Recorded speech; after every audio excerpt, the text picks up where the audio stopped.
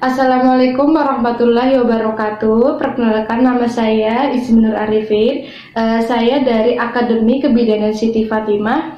Kali ini saya kembali ingin memenuhi tugas Askep 1, yaitu mengenai kehamilan yang diampu oleh dosen Ibu IP Syari Aisyah. Di sini saya akan menjelaskan mengenai sirkulasi darah pada janin. Sebelum masuk ke pembahasan, kita perlu tahu janin itu apa sih? Janin adalah mamalia yang berkembang setelah fase embrio dan sebelum kelahiran. Dalam bahasa Latinnya itu fetus, secara harfiah dapat diartikan berisi bibit muda yang mengandung. Pada manusia, janin berkembang pada akhir minggu ke-8 kehamilan, sewaktu struktur utama dan sistem organ terbentuk hingga kelahiran. Kemudian, sirkulasi darah janin dalam rahim itu tidak sama dengan sirkulasi darah pada bayi, anak, dan orang dewasa. Pada janin, organ vitalnya itu metabolisme itu masih belum berfungsi. Organ tersebut adalah paru, janin, dan alat gastrointestinalnya yang seluruhnya itu diganti oleh plasenta. Jalur peredaran darah dan janin dapat digambarkan sebagai berikut.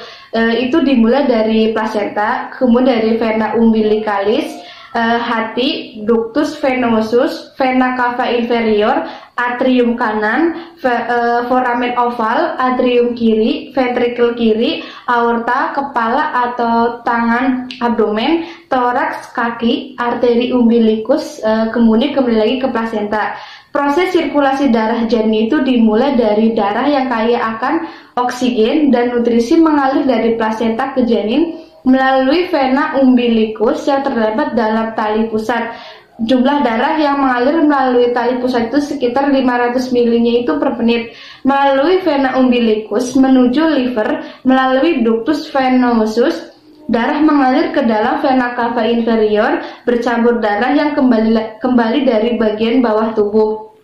Kemudian dari vena cava inferior masuk ke atrium kanan, kemudian sebagian besar darah itu akan mengalir ke atrium kiri melalui foramen oval. Sebagian kecil darah dan atrium kanan itu masuk ke ventricle kanan bersama-sama dengan darah yang berasal dari vena cava inferior. Kemudian darah yang berada di ventricle kanan itu masuk ke paru-paru. Tetapi karena paru-parunya belum berkembang, maka darah yang terdapat pada arteri pulmonalis itu dialirkan menuju ke aorta melalui ductus arteriosus Bartoli. Darah yang ke paru-paru bukan untuk pertukaran gas, melainkan untuk memberi makan kepada paru-paru yang tumbuh. Darah yang terdapat pada atrium kiri kemudian dialirkan ke ventricle kiri dan diteruskan ke seluruh tubuh itu melalui aorta. Selanjutnya, darah yang berada di aorta, darah yang kaya karbon dioksida, kembali ke plasenta melalui arteri umbilicalis untuk mengadakan pertukaran gas.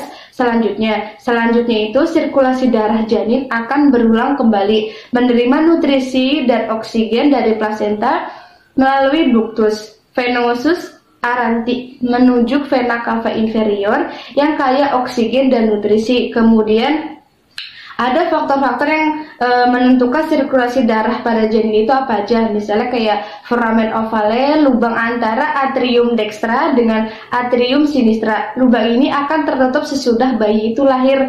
Ductus arteriosus itu pembuluh darah yang menghubungkan arteri dengan pulmonalis dengan aorta. Ductus venosus itu sendiri pembuluh darah yang menghubungkan umbilicalis dengan vena cava inferior, pembuluh darah yang membawa darah dari plasenta ke peredaran darah janin. Darah yang dibawa banyak mengandung zat makanan dan oksigen. Kemudian arteri umbilicalis itu pembuluh darah yang membawa darah janin ke plasenta.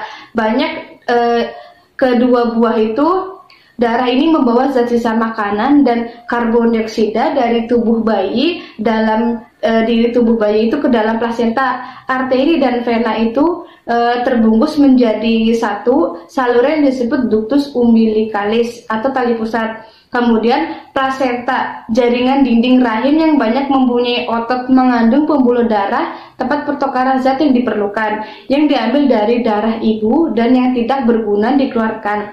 Plasenta itu menempel di endometrium dan terikat kuat sampai bayi itu lahir. Fungsi plasenta itu menyediakan oksigen, menyediakan makanan untuk bayi dalam kandungan yang diambil darah dari si ibu yang bekerja sebagai paru fetus dengan menyediakan. Kemudian ada sirkulasi darah janin setelah lahir. Pada saat persalinan, sebagian besar bayi langsung menangis, maka terjadi perubahan besar terhadap sirkulasi darah. Di antaranya itu kayak paru-parunya itu lebih berkembang dengan sempurna dan langsung dapat berfungsi untuk pertukaran oksigen dan karbon dioksida. Kemudian untuk arteri pulmonalisnya itu langsung mengalirkan darah ke paru sehingga ductus arteriosus Bartholini akan menutup. Kemudian dari perkembangan paru-parunya itu menyebabkan tekanan negatif pada atrium kiri karena darah itu diserahkan langsung ke ventrikel kanan dan dialirkan menuju ke paru-paru yang telah berfungsi. Itu sekilas dari sirkulasi darah pada janin. Mungkin sekian yang dapat saya sampaikan, semoga bisa bermanfaat. Jangan lupa like, comment, and subscribe. Terima kasih. Wassalamualaikum warahmatullahi wabarakatuh.